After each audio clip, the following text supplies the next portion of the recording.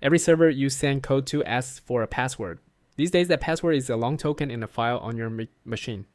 Buzz asks a question instead, and your computer assigns the answer. The key that makes that signature stays on your own computer, and the signature is a mark only that key could have made. Buzz looks like a team chat app.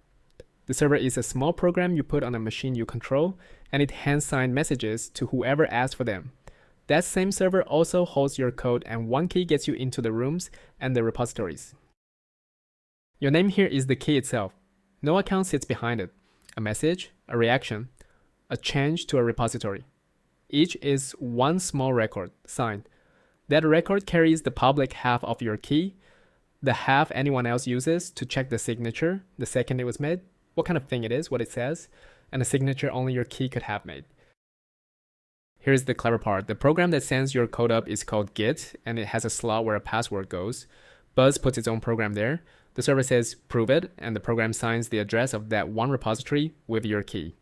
The signature goes back where the password would have gone, and the program tells Git not to save it. You would assume that killing the password moves the secret somewhere else into a file or a keychain. It never moves. Your key stays on your own computer. What crossed the wire is a signature that fits that one repository, and about a minute later, Buzz's server turns that signature down. Git can mark each change you save with who made it, and Git hands that job to an outside program. The Buzz project wrote one of those programs. That program looks for a key in 3 places in order. The middle one is your Buzz identity, so each saved change carries the same key that is your name in the chat. The program reads the key, then wipes the key out of its own settings. That program comes in no download. You build it yourself and point Git at it once. A member here is a key, so an AI agent, a program that goes off and does work for you, joins the same way you did.